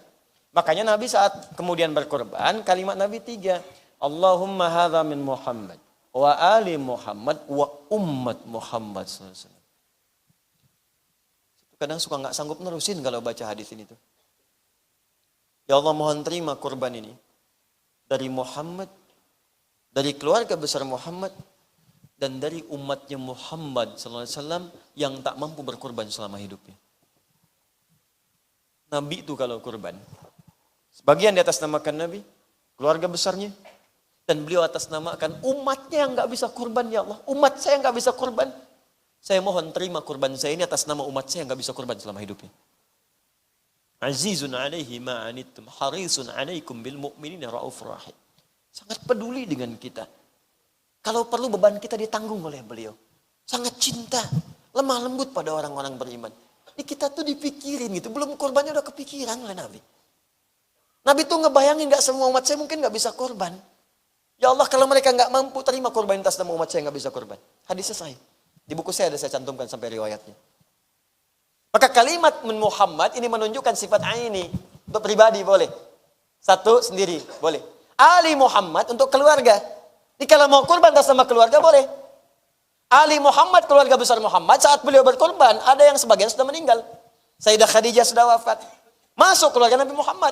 Ketika kita mendoakan Allahumma salli ala Muhammad wa ala ali Muhammad, masuk keluarganya. Semua keluarga Nabi itu didoakan oleh kita. Istri-istrinya, anak-anaknya, cucunya, kerabat, semua masuk di situ. Dan ketika beliau mengatakan ali Muhammad, bukan cuma yang hidup, yang wafat sudah ada. Kata para ulama di sini mengatakan boleh berkorban. Ini sepakat ulama nih. Boleh berkorban untuk yang wafat, boleh. Cuman perbedaannya, cuman dua saja. Kata Al-Imam Asy-Syafi'i, boleh diniatkan pada yang telah wafat jika ada wasiat. Kata yang lain jumhur mengatakan tidak perlu ada wasiat. Karena kalau nggak wasiat pun pasti pengen dikorbankan. Al-Imam Asy-Syafi'i mengatakan silakan berkorban untuk yang telah wafat jika ada wasiat. Di semua ulama sepakat boleh korban itu diatasnamakan bagi yang wafat, boleh. Misal ayah saya telah wafat. Terus saya pengen berkorban untuk ayah saya niatnya. Ya, boleh. Saya carikan sapi atau kambing, niatkan untuk ayah saya. Boleh. Cuma beda pendapat saja, kata Imam Syafi'i, ada wasiat gak? Kalau ada wasiat, silahkan. Kalau tak ada, beliau mendiamkan. Jumhur mengatakan, tak perlu ada wasiat pun boleh, karena lafaz hadisnya tidak menunjukkan ada wasiat. Jelas ya? Baik, yang terakhir, umat Muhammad. Itu kehususan bagi Nabi SAW. Di itu baru satu hadis, turunan hukumnya udah banyak. Fikih itu begitu. Jadi jangan tanya lagi, Ustaz, apakah boleh saya misalnya berkorban untuk orang tua yang telah wafat? Boleh, silakan. Tapi jelaskan di situ tujuannya. Ya, kalau mau lebih cepat lagi, sebutkan keluarga besarnya. Keluarga besar misalnya Bapak Muhammad, maka istrinya masuk, anaknya masuk, cucunya masuk, ada di situ. Ya. Jelas ya? Nah, jadi jangan muskil lagi di sini kalau ada yang memang kadarnya dapat titipan dari Allah misalnya, satu kambing, ingin untuk keluarga, niatkan untuk keluarga. Kalau ingin untuk satu personal silahkan, tidak ada masalah. Untuk ayah saja misalnya silahkan. Ibu saja tidak ada masalah. Ya, Allah Ta'ala alam bissawab. Jelas? Nah, ini untuk hewan. Nah, yang dikorbankan ini ada hukum. Awas, ada 3-4 cacat yang tidak boleh hewan itu kemudian dipilih jika ada cacat dimaksud. Ada yang ditolerir, ada yang tidak boleh sama sekali. Baik, apa diantaranya? Satu, hati-hati. Jika hewan kurban yang dimaksudkan a'war, buta permanen. Itu nggak boleh. Saya teruskan sebentar, saya tunjukkan nanti beberapa bagiannya. Ya, saya tutup saja. Ya, nanti di buku saya bisa dibaca. Satu a'war, buta permanen. Hati-hati. Oh, Pak, ini yang ini aja, Pak. Oh, ini bagus, Pak, besar begini, murah lagi harganya. Berapa ini? 150.000. Oh, kok bisa? Buta, Pak, dari gua hantu saya bawa. Nggak boleh. Awas ya. Yang kedua, hati-hati kakinya pincang permanen. Ya, cacat di kaki, pincang kelihatan nampaknya, pincang permanen. Ya, jelas? Satu apa? Buta permanen, kelihatan. Ustadz, bagaimana mengidentifikasi kambing buta? Ya, gampang lah, udah kelihatan aja. Udah kelihatan, udah pasti kelihatan tahu di mana letak makanan dan sebagainya. Tadi pincang permanen, jadi kelihatan jeleknya, cacatnya. Antum aja ketemu manusia, waktu ngelamar istri kan cari yang paling bagus. Ya, masa mendekat kepada sang pencipta istri bawa yang pincang, bawa yang cacat. Anda bawa mahar dengan bejana yang kotor. Kan perasaan istri juga nggak enak menerimanya. Baru lamaran, Pak mertua nggak akan lihat. Tapi ketika Anda bawa yang bagus dengan proposal yang indah, ilahi lastu lil firdausi ahla wala aqwa 'alan naril jahimi. Fahabli taubatan waghfir li dzunubi fa innaka ghafirudz dzambil 'azimi. Duhai calon bapak mertua, aku tahu diriku ini tidak sekualitas penghuni surga Firdaus di rumahmu.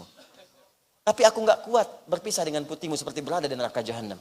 Ya, maka tolong terima kekuranganku ini. Aku tahu engkau paling baik dalam menerima kekuranganku. Fa innaka ghafirudz dzambil 'azimi. Dalam bahasa balaghah catat dulu. Terus maharnya bagus, diterimanya enak.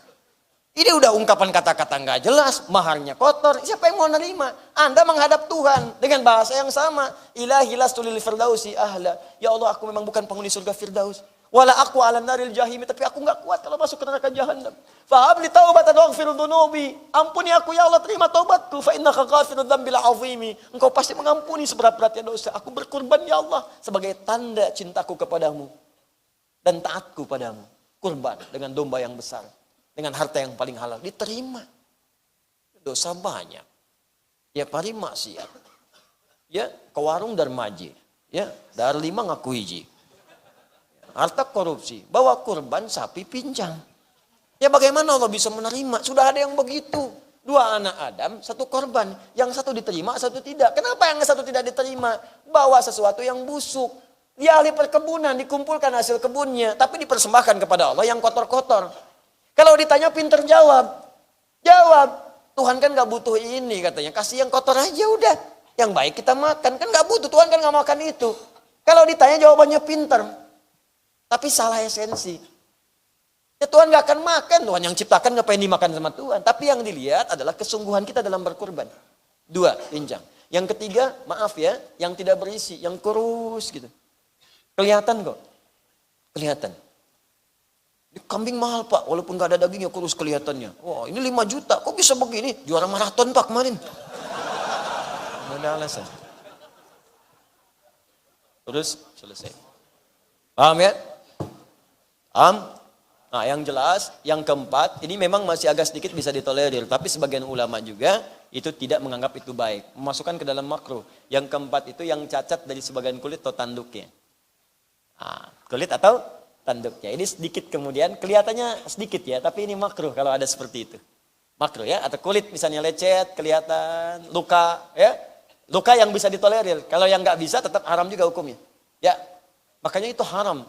Menjadikan perlombaan adu domba atau adu kambing sebelum disembelih. Haram tuh, nggak boleh. Dosanya besar tuh. Oh udah, besok disembelih kok nikmati aja dulu. Ngaduin kan, nggak boleh. Adu domba, nggak boleh. Ya, adu kambing, nggak boleh. Pisahkan. Karena itu di tempat nih sekarang saya lihat di beberapa tempat ada diikat-ikat tuh. Hati-hati tuh diikat-ikat itu, hati-hati. Nggak sadar tuh ya, tiba-tiba saling seruduk, jangan sampai begitu mau disembelih lecet. Ya, luka dan sebagainya. Itu lo nggak suka, makanya jaga betul. Rawat hewannya, rawat seperti Anda merawat berlian, mahar, sampai di hari haknya, sampai mengucapkan akad, dia rawat betul, kasih makan yang betul. Ya, kasih makan, kasih rumput, kan? Dan seterusnya. Rawat baik-baik. Ya, jelas ya? Baik. Harus bisa dibedakan tuh. Ya, kalau orang ahli kambing itu, dia paham. Paham ahli kambing itu. Jadi kalau, kenapa semua nabi itu rata-rata mengembala kambing? Karena kalau sudah bisa mengembala kambing, dia akan mengerti bahasa-bahasa rakyatnya. Ya, pengembala kambing itu kalau sudah dahsyat, dia paham. Ketika mengemek, lapar. Pengen kawin. Ya. Itu ada beda-beda itu. Dan ngerti. Ada saingan, bisain. Kambing baru, kambing lama beda. Jadi kalau sudah bisa merawat itu dengan baik, kembali ke umatnya gampang. Jadi pemimpin tahu, lapar. Kasih bantuan. Proposal rumah sakit. Kasih bantuan. Tahu semua. Bukan kalimat mengembiknya, bukan. Bisa merasakan. Makanya semua nabi dilatih menggembala kambing, salah satunya adalah bisa tahu karakteristik umat. Umat bisa begini, pengen begini, tahu ini, tahu itu indah. Itu hikmah dalam lah. Kalau kita bahas terlampau jauh nantinya. Ya, saya kembalikan ke sini ke hukum, terakhir. Saya tutup di sini. Ya, saya bacakan hadis Muslim. Halaman 152 sampai 153, paling kanan sebelah atas. Kitabnya jilid ke-7. Ya. Bismillah, perhatikan, bagi yang sudah siap hewannya akan berkorban, kalau belum tahu hukum sampai hari ini, maka besok hukumnya dipraktikkan. Apa hukumnya? Kitabul Adhahi, kitab tentang penyembelihan hewan. Saya bacakan satu hadis saja ya. Haddatsana Ibnu Abi Umar Al-Makki, haddatsana Sufyan an Abdurrahman. Sufyan an Abdurrahman ibnu Humaid ibnu Abdurrahman ibnu Auf. Sami'a Sa'id bin Al-Musayyib yuhadditsu an Ummi Salamah. Hadisnya dari, awas hati-hati, dari Sa'id ibn Al-Musayyib. Sa'id ibn Al-Musayyib dari Ummu Salamah. Ya, awas. Ummu Salamah radhiyallahu ta'ala anha. Anna Nabiya sallallahu alaihi wasallam, bahwa Nabi SAW pernah menyampaikan, perhatikan kalimatnya. Idza dakhalatil ashru, di riwayat lain, idza ahalla hilal dzulhijjah, kalau sudah masuk awal 10 Dzulhijjah. Idza dakhalatil asyru. Riwayat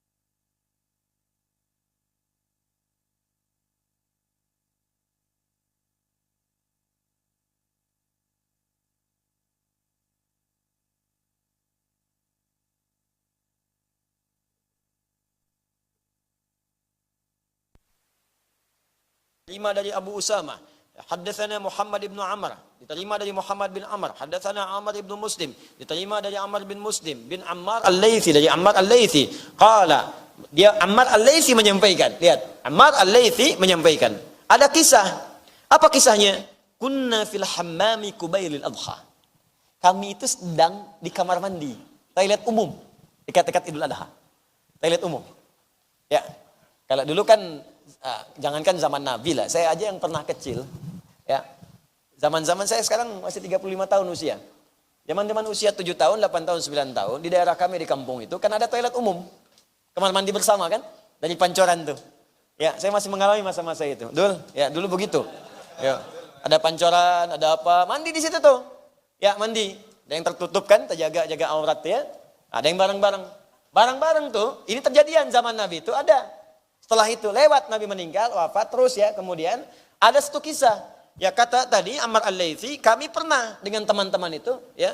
Kemudian ada sebelum Idul Adha kami bersama-sama di kamar mandi, toilet umum. Fattala fihi nasun. Faqala ba'du ahli al-hammam, fattala fihi nasun. Maka sebagian sedang rapi-rapi. Yang rapi-rapi itu ada yang cukur-cukur, cukur bulu ketiak, cukur yang lain, kan? Terus rapi-rapi, bersih-bersih, cukur-cukur, bersih-bersih. Nah, yang jadi persoalan adalah orang yang paham hadis tadi, yang pernah mendengar dari Sa'id bin Musayyab, berkata mengingatkan pada yang kawan tadi. Awas, apa kalimatnya? Faqala ba'du ahlil hammam. Maka sebagian orang yang di toilet umum itu melihat peristiwa tadi, dia melihat, langsung mengingatkan. Lihat kalimatnya. Inna Sa'id bin Musayyab yaqra'u hadza. Hei, Sa'id bin Musayyab yang paling dekat masanya ke Nabi, yang tahu hadis-hadis Nabi, itu tidak menyukai perbuatan ini. Dimaksudnya makruh, jangan dicukur. Haram sih enggak, kalau mau nyukur boleh, enggak apa-apa, silahkan. Cuman yang bagus jangan dulu dicukur, karena ada hikmah besar di situ. Yaqra'u hadza. Jadi kejadiannya bukan nyukurin hewan, tapi sedang mencukur rambut yang melekat di tubuh manusia. Hei, kata orang yang tahu, Sa'id bin Musayyab meriwayatkan hadis, dia enggak suka perbuatan itu. Maka dia penasaran, didatangilah kemudian Sa'id bin Musayyab. Yuk kita lihat terusannya. Au yanha anhu, atau beliau melarang ya perilaku demikian. Falaqitu Sa'id bin Musayyab, maka saya penasaran, saya datangi Sa'id bin Musayyab. Fadzakartu dzalika lahu, maka saya tanyakan peristiwa itu kepada beliau. Apa benar kalau saya sedang cukur-cukur, bersih-bersih menjelang Idul Adha ini, itu tidak dibenarkan atau makruh hukumnya?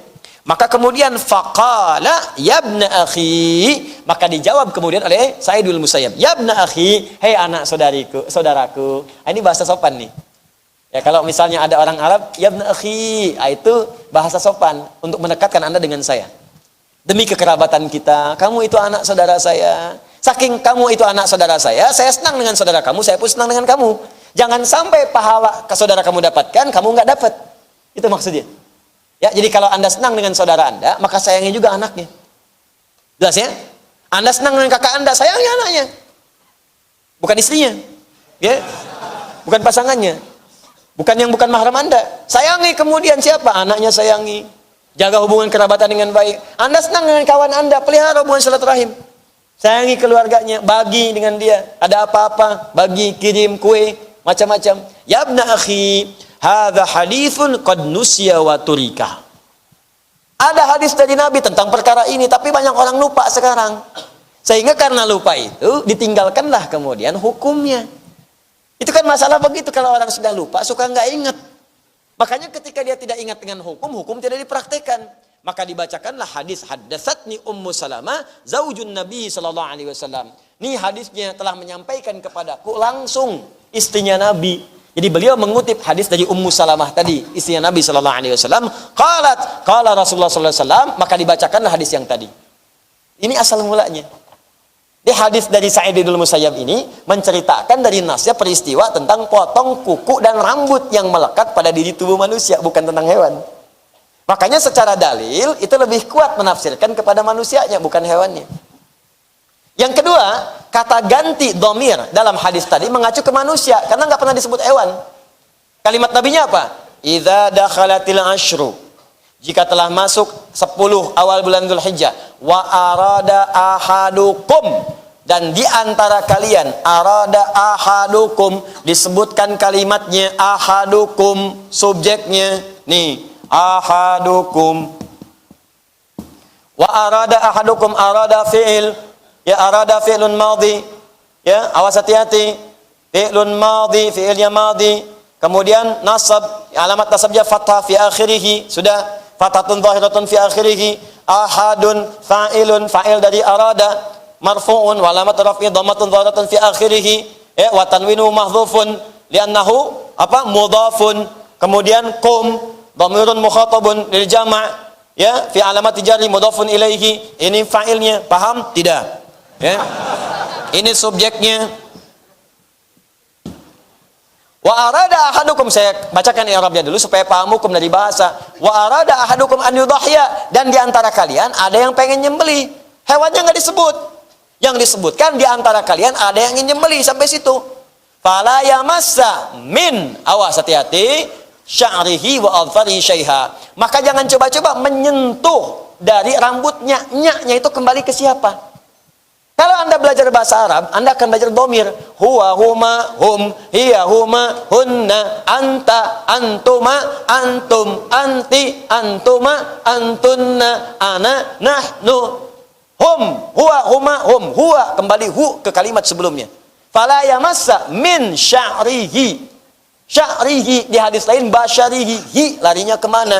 Hi itu domir ghaib. Domir ghaib. Ghaib siapa? Lil ghaib. Ya, al-munfarid, hi untuk menunjuk pada seorang, ahadun satu orang, hi fala yamassa min basyarihi atau sya'rihi. Maka orang ini yang mau kurban jangan sekali-kali motong rambutnya, nya kembali ke sini. Bukan ke hewan. Karena hewannya enggak pernah disebutkan sebelumnya. Wa azfarihi, dan kuku-kukunya, hi larinya ke sini. Domirnya kembali ke sini, bukan ke hewan. Makanya aneh kalau diterjemahkan, jangan pukul kuku hewannya. Kapan hewan disebutkan di sini? Nabi cuma sebutkan kalau ada yang pengen nyembelih, hewannya nggak disebutkan. Pekerjaannya yang disebutkan. Kalau kembali ke pekerjaan nggak mungkin, kembalinya pasti ke kalimat sebelumnya, ke sini.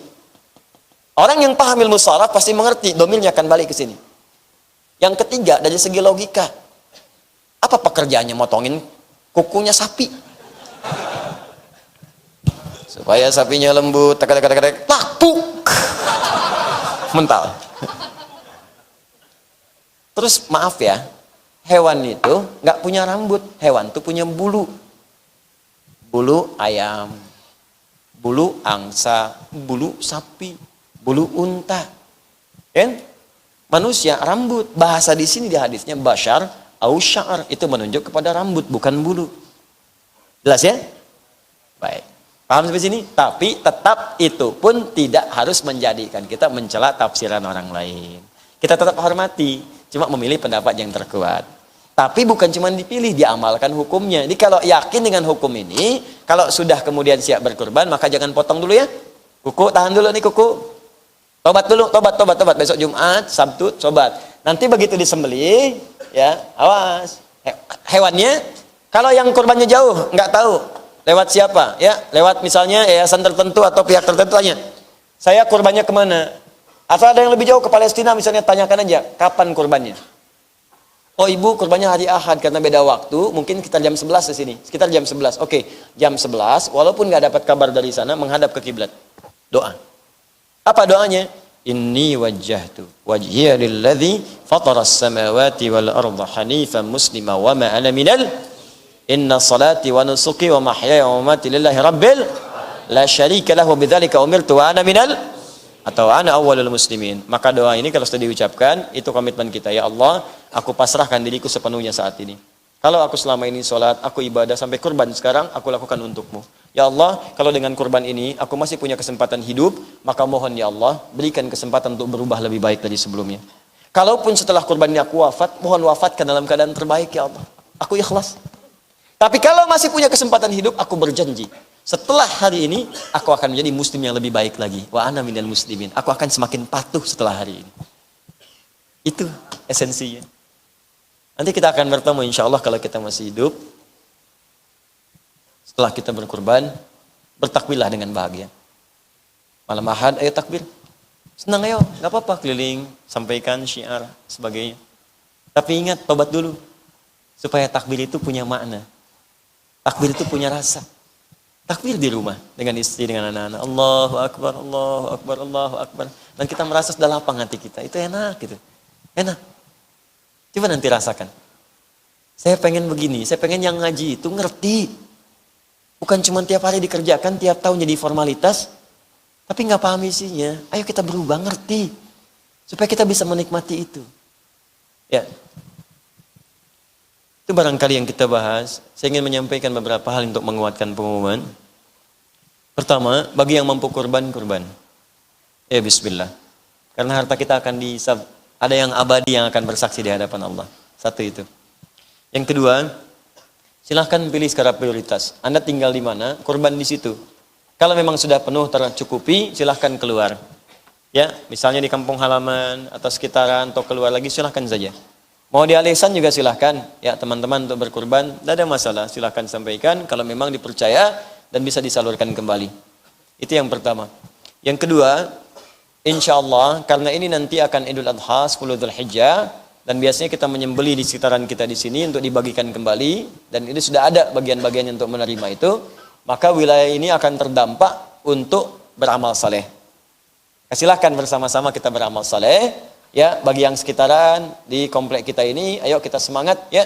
Nanti ada hewan-hewan masuk kita rawat. Kapan lagi kita merawat hewan untuk ibadah? Setahun sekali hewan masuk komplek untuk kita rawat. Jadi jangan marah ya kalau nanti ada kambing lewat misalnya kan, ya, kemudian mengembik malam-malam ditemenin suara kambing, deh. Ya, warga-warga komplek kita itu, dan ada yang dipilih oleh Allah memang ada di situ pahalanya. Kenapa enggak di pekarangan rumah orang lain? Kenapa di tempat tanah Anda? Mungkin Allah ingin pahala bagi Anda. Enggak usah marah. Kalau pahamnya ke situ, kita enak. Ya, daripada di situ bersaksi di akhirat nanti kehilangan bagian dari pahalanya. Ya, jadi dan teman-teman juga, ayo kita bantu untuk bisa memberikan nilai-nilai kebaikan. Ya, di antaranya apa? Nanti kita akan bersih-bersih itu. Setelah itu, biasanya kita kasih obat dulu, bersihkan dulu supaya nanti tidak berdampak kepada lingkungan sekitaran. Nah, ini butuh waktu. Karena itu hari tasyriknya 3 hari, ya, Senin, Selasa, Rabu. Kita bersihkan dulu, mungkin sepekan 2 pekan. Nah, ini kan akan disembelih di depan dekat plaza ini. Hewannya di sebelah sana, ya. Dicincang di samping situ, ya. Baik, jadi karena itu berdampak kita bersihkan dulu, otomatis pekan depan kita akan libur terlebih dahulu. Supaya nanti suasananya bersih dulu, ya, rapi semuanya, bersih dulu supaya Anda bisa menikmati dulu anugerah Allah dari ampunan dosa, dari makan makanan kurban dan sebagainya, nikmati dulu, ya. Insya Allah. Kalau mau datang silahkan, cuman saya nggak ada, ya. Ya, kalau mau makan sama-sama kurban atau nanti kita umumkan lah, kita atur lagi ya. Kalau nanti ada hal-hal yang lain yang bisa duduk, yang bukan taklim atau yang lain silahkan masing-masing. Tapi untuk taklim pekan depan kita libur terlebih dahulu. Satu itu. Yang kedua, insya Allah di komplek kita demi ketentraman, kenyamanan seluruhnya itu insya Allah kita akan kembangkan dari mulai pintu depan itu nanti ada palang pintu otomatis, ya, untuk masuk itu. Khusus nanti untuk mobil, untuk supaya rapi, baik, termasuk juga nanti warga komplek itu masing-masing ada stiker. Kalau warga komplek nanti dia ada kartu, ya. Nah, kartunya itu nanti untuk dipakai, untuk buka, untuk tutup dia keluar masuk. Kalau untuk teman-teman yang ikut taklim, nah, nanti ke masjid ya, dapatkan stikernya. Nah, stiker, paling-paling nanti infak untuk stiker itu, nah, nanti teman-teman pakaikan di situ, di mobilnya, nah, itu nanti begitu ada stiker, nanti otomatis pintunya akan terbuka. Satpam yang bukain, ya. Jadi begitu lihat, naik. Stiker ajaib tuh. Itu dia bolak-balik itu biasa sajalah, ya, biasa. Nah, itu untuk penertiban, ya. Jadi diinfokan nanti ke masjid dan masjid nggak akan ngambil apa-apa karena masjid rumah Allah. Jadi hasil stiker itu nanti dibalikan lagi ke RW, masjid nyalakan ke RW, RW nanti bikin cetak lagi, seperti itulah kemudian ya, supaya nanti kita bersinergi dengan lingkungan masyarakat kita. Yang ketiga, malam ini kami akan mewisuda trainers penghafal Quran yang sudah dengan kami. Ini masuk, ini yang pengen jadi trainers ada 200 lebih. Ada 202. Yang diterima cuma 29. Ya, di antara 29 itu 4 kita wisuda sekarang. Ada 4 orang, semoga nanti Allah berikan kemuliaan pada Qur'annya, bisa dipraktikkan. Bagi yang teman-teman ikut karantina nanti disiapkan. Nanti kalau ada pembukaan lagi silakan. Nanti setelah Idul Adha, tadinya mau awal bulan ini cuma kita lagi maintenance. Setelah Idul Adha nanti termasuk ada penerimaan untuk jadi program PKU, pendidikan kadar ulama. Nanti akan ada insyaallah. Kita buka sekaligus trainers nanti ya, untuk yang baru dengan kualifikasi tertentu. Kita akan lebih ketat nanti. Nah, karantina akan berlanjut lagi. Sekarang alhamdulillah sudah hari ke-7, sudah ada yang 10 juz, 11 juz, 12 juz, saya lihat ada yang 8, ada yang di bawah itu nanti untuk penyesuaian. Ya, malam ini nanti saya akan wisuda dulu, teman-teman bisa saksikan. Ya, nanti ini ada 4 orang, ada yang jauh-jauh juga. Ada yang dari Wajo Sulawesi, Anda bayangkan dari Sulawesi ke sini mau jadi penghafal Quran. Masa Anda yang di Bekasi di sini atau yang dekat Jakarta dan sebagainya tidak tergerak untuk bisa mendekat kepada Allah Subhanahu wa taala. Ya, nanti kita wisuda sebentar lagi dengan menyematkan tanda tertentu.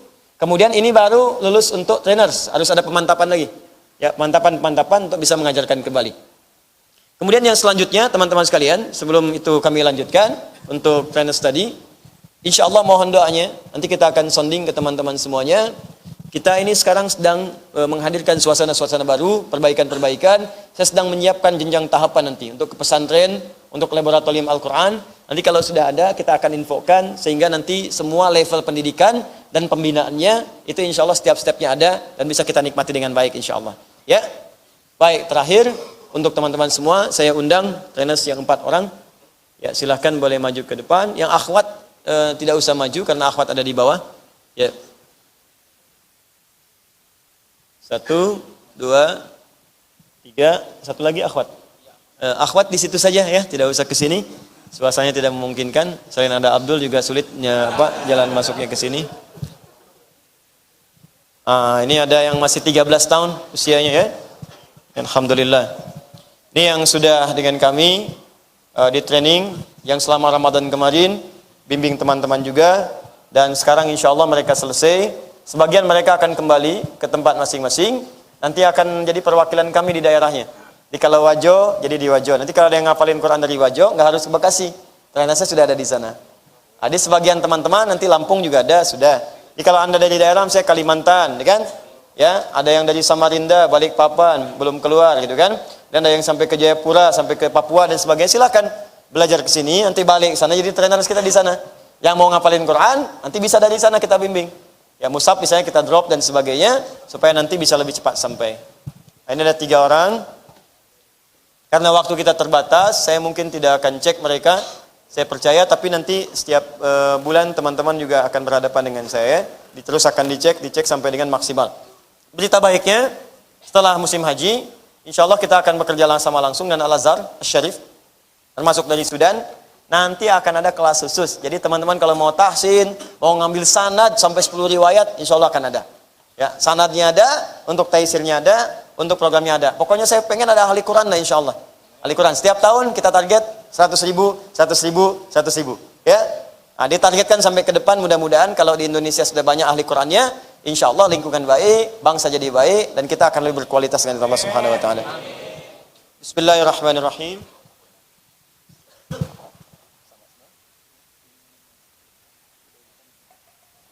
Yang pertama untuk saudara Ihsan, asal dari Wajo. Usia berapa tahun? 16 tahun ya. 15 tahun. Baik. Tadi 13 tambah 2. Begitu selesai Quran jadi 15 tahun. Alhamdulillah. Bismillahirrahmanirrahim.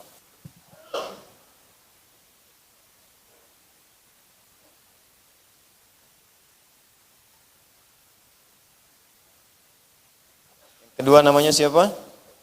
Pri dari mana? Dari Palembang. Masya Allah, ini Pri dari Palembang. Palembangnya di mana? Kertapati. Usia berapa tahun?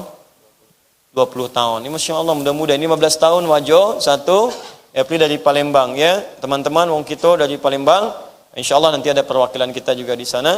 Nanti ada anak juga yang sedang saya matangkan. Masih kecil, 7 tahun. Saya nggak akan munculkan ke publik dulu deh. Supaya dijaga dulu. Karena sekarang kebiasaan kalau sudah ada anak berprestasi, muncul-muncul jadi lupa gitu. Sedang saya kuatkan. Tuh anak tuh insya Allah ya sudah hafal Quran 30 juz dengan posisinya, dengan halamannya, dengan nomornya, dengan topiknya. Nanti mau dimatangkan dulu. Kalau sudah matang, lebih baik nanti baru diberikan waktu untuk bisa berbagi dengan masyarakat sekitarnya. Bismillah. Selamat ya. Jaga ya. Roja. Insyaallah khair. Antum? Muhammad Ishaq. Dari mana? Dari Jakarta. Jakarta insyaallah mudah-mudahan berkah. Trainers kita juga sudah ada dari Jakarta ya.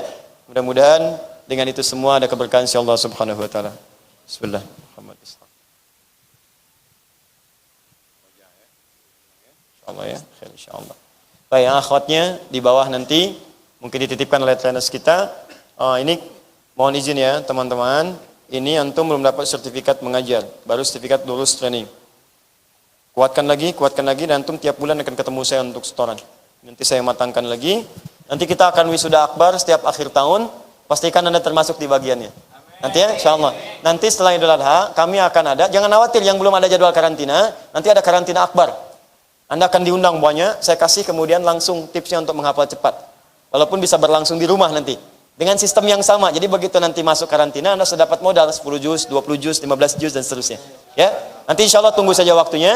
Akhir tahun ini kita wisuda bareng-bareng semua. Jadi saya undang imam-imam dari Mekah, dari Madinah, imam-imam yang dari Mesir, kita kumpul semua. Kita mau tunjukin sama dunia bahwa di Indonesia akan lahir dan telah lahir ahli Quran baru insya Allah. Ya. Baik, alhamdulillah. Silakan kembali tempat masing-masing. Jazakallah khair. Alhamdulillah. Semoga Allah muliakan orang tua antum semua. Terakhir, setiap kita akan berevaluasi diri, berintrospeksi, mendekat kepada Allah di hari-hari baik ini. maka saya ingin jadi orang pertama yang melakukan itu sebagai pengamalan dari apa yang saya sampaikan. Maka saya ingin menyampaikan kepada Anda semua, yang pertama, di malam ini saya katakan semua hal-hal yang terkait dengan saya pribadi, kalau ada hal-hal yang keliru atau apapun, ya pertama, saya dengan sangat kerendahan hati menyampaikan saya memohon maaf kepada seluruhnya yang tampak di hadapan saya sekarang ataupun yang tidak tampak, dan Anda boleh sampaikan kepada saya sekiranya ada hal-hal yang perlu saya perbaiki. Ya, kalau Anda sampaikan pada orang, itu tidak akan sampai pada saya. Hanya melahirkan kalau bukan fitnah, itu jadi gibah nantinya. Dan dua-duanya dosa. Lebih baik Anda sampaikan kepada saya, kalau ada salah paham, bisa diluruskan. Kalau saya salah, dan bukan aib bagi saya untuk meminta maaf, ataupun mungkin mencium tangan pada yang layak untuk saya cium tangannya. Jadi saya sekali lagi menyampaikan permohonan maaf dari hati yang paling dalam. Kalau ada janji yang belum ditepati, tolong disampaikan, supaya saya bisa tepati. Seingat saya nanti ada beberapa yang hari ini belum saya dapatkan respon cepatnya. Pertama, tolong disampaikan teman-teman pada teman-teman atlet. Ya, saya pernah menyampaikan kepada mereka yang dulu pernah dapat Asian Games emas untuk mendapatkan umrah. Itu saya tunggu-tunggu selang setahun, nggak pernah ada berita. Saya dapat datanya, tapi begitu ditanya kapan mau umrahnya, nggak pernah ada kejelasan. Akhirnya kemarin saya munculkan dari staf saya, jadi teman-teman atlet, saya sudah tugaskan dari kantor. Nanti ada 3 orang, ingat ini, ada Ustadz Hanif, ya Ustadz Cendekia, nanti ada Mbak Arfi, ya, yang perempuan ke yang perempuan, laki-laki didata. Saya sudah tentukan nanti ada waktunya. Nanti saya beri waktu kalau nggak ada berita lagi, setelah itu saya anggap mengundurkan diri. Ya, karena jadi beban buat kita ya nanti. Ya, kita sudah telusuri setahun kita tunggu-tunggu. Ya, dan ini memberikan kesan kepada yang lain nanti untuk mencari-cari celah yang tidak bagus. Ya, saya kalau sudah berjanji saya akan kejar untuk menepati. Pantang saya kemudian mundur dari janji. Ya, saya akan kejar. Nah, jadi tolong sampaikan pada teman-teman atlet yang kenal, segera konfirmasi ya kepada kami supaya kita bisa atur jadwal kapan keberangkatan yang sudah kita tetapkan. Itu satu. Yang kedua, ada pemanjat bendera dulu, yang kecil. Anak kecil pernah naik itu, siapa? Joni apa siapa namanya? Gitu kan? Dia pernah naik itu dan pernah saya janjikan. Ya untuk biaya dia sebesar 25 juta rupiah. Tolong yang kenal, yang tahu, yang punya akses, tolong kabari. Saya nggak punya akses kepada beliau. Ya, tolong sampaikan dan saya ingin menyampaikan itu. Walaupun beliau bukan muslim tidak ada masalah. Ya bagi saya mencintai karena dia cinta dengan bangsanya, saya cinta dia, saya cinta dengan negeri ini. Saya cinta bangsa saya. Jadi begitu ada yang mencintai bangsa saya, ya saya mencintai dia. Ya nggak ada sekat dalam berbangsa untuk sekat keagamaan. Kita bangun bangsa ini dengan sama-sama. Kalau mau beriman kita doakan alhamdulillah. Ya, saya ingin berikan itu secepat apa yang bisa saya berikan. Itu 2 saja, ya. Yang terakhir, kalau ada yang berutang kepada saya, maka malam ini saya bebaskan. Saya nggak peduli berapa nilainya. Ya, siapapun dia, mau teman dekat saya, mau teman jauh saya, semua utangnya saya bebaskan malam ini. Ya, mau ada yang sekian pun saya akan sebutkan. Jadi teman-teman saya yang ada di lingkungan masjid, yang dimanapun, yang di komplek, yang pernah punya tunggakan apapun terkait materi, saya bebaskan malam ini. Utang antum saya anggap lunas. Saya merasa nggak punya utang antum pada saya. Baik ya? Dan kalau saya punya utang pada antum, tolong sampaikan supaya saya bisa lunasi. Yang terakhir, apa-apa antum yang salah kepada saya maafkan. Insya Allah sudah saya maafkan. Sepanjang bukan dosa terkait hubungan langsung dengan Allah Subhanahu wa taala, itu antum perbaiki. Ya, apa diantara terkait dengan Allah? Ya, antum yang mengganggu dakwah, antum membenturkan sesama ustadz, itu nggak boleh. Itu dosa hukumnya. Kalau hubungan dengan saya udah nggak peduli. Antum mau bicarakan saya di belakang, mau antum menjelek-jelekan, mau bikin fitnah, ke saya nggak akan mempan. Antum cuma capek sendiri. Saya kasihan nanti sama antum ketika berhadapan dengan Allah Subhanahu wa taala. Jadi sekali lagi, yang punya hal terkait dengan saya, insya Allah saya maafkan. Tapi kalau anda bicara di belakang saya pada hal-hal yang buruk, saya tidak punya kuasa untuk bisa memberikan penilaian pada semua itu. Biarkan kemudian antum berhadapan dengan Allah secara langsung. Karena ingat, kalau anda berhadapan dengan orang biasa, selesai dengan anda. Tapi kalau anda memberikan kesan buruk pada seorang pendakwah, ustadz, ulama, dagingnya beracun, anda akan mencegah orang lain untuk mendapatkan hidayah. Begitu orang lain tidak dapat hidayah, anda yang tanggung dosanya. Itu yang kemudian kita harus koreksi bareng-bareng. Ya, jadi kita semua baik-baik, ayo perbaiki, kita kan pengen ke surga, jangan cari musuh. Semua perbaiki, semuanya, sudah, konstelasi politik sudah selesai, kita carikan hal-hal yang baik. Kalaupun kita ada perbedaan pendapat, pertahankan kebaikan kita. Ya, pertahankan kebaikan kita bangun dengan baik. Kalaupun tak bisa bekerja sama, tidak ada masalah, yang penting kita kerjakan nilai kebaikan. Ya, kalau kita bisa bekerja sama, kerjasama dalam kebaikan. Sehingga hidup kita nyaman, wafat dalam keadaan husnul khatimah. Siap insya Allah? Baik. Saya kira itu yang saya sampaikan. Terima kasih atas perhatiannya. Semoga Allah muliakan kita semua. Ya Allah, taqabbal minna innaka antas samiul alim. وتب علينا إنك أنت التواب الرحيم اللهم علمنا ما ينفعنا اللهم علمنا ما جهلنا اللهم وفقنا بما تعلمنا لنعمل بها يا أرحم الراحمين اللهم ربنا آتنا في الدنيا حسنة في الآخرة حسنة وقنا عذاب النار فضلك سبحان ربك رب العزة عما يصفون وسلام على المرسلين الحمد لله رب العالمين. Terima kasih untuk semuanya. Assalamualaikum warahmatullahi wabarakatuh.